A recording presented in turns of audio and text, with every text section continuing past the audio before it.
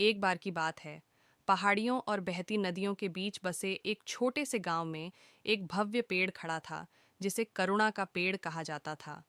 किंवदंती है कि इस प्राचीन वृक्ष में लोगों के दिलों की वास्तविक प्रकृति को प्रकट करने की शक्ति थी। इस गांव में माया नाम की एक जवान लड़की रहती थी। वह अपनी दयालुता, हमेशा जरूरतमंदों की मदद करने और अपनी गर्मजोशी भरी मुस्कान से खुशियां फैलाने के लिए जानी जाती थी। एक दिन माया की जिज्ञासा उसे करुणा के वृक्ष तक ले गई। इसकी प्रतिष्ठा से प्रभावित होकर उसने इसकी रहस्यमय शक्तियों को समझने के लिए पेड़ के पास कुछ समय बिताने का फैसला किया।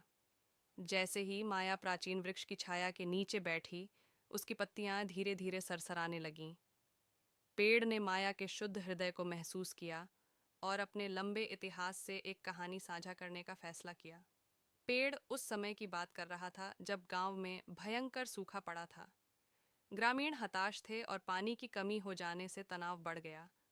जीवित रहने के अपने संघर्ष में कुछ व्यक्तियों ने दूसरों की जरूरतों की उपेक्षा करते हुए अपने लिए पानी जमा करने का सहारा लिया। इस चुनौतीपूर्ण अवधि के दौरान सैम नाम का एक युवा लड़का करुणा की किरण बनकर उभरा। पानी इकट्ठा करने के बजाय उनके पास जो थोड़ा बहुत पानी था, उसे उन्होंने उन लोगों के साथ बांट दिया जो पीड़ित थे। सैम के निस्वार्थ कार्यों ने दूसरों को प्रेरित किया और धीरे धीरे गांव एक दूसरे का समर्थन करने के लिए एकजुट हो गया। करुणा के वृक्ष ने सहानुभूति और निस्वार्थता के महत्व पर जोर दिया।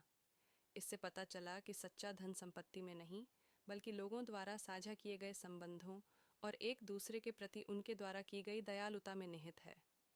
पेड़ की कहानी से गहराई से प्रभावित होकर माया ने सबक को दिल से अपनाने का फैसला किया। वह करुणा और सहानुभूति की नई समझ के साथ गांव लौटी। सैम के उदाहरण से प्रेरित होकर माया ने समुदाय के भीतर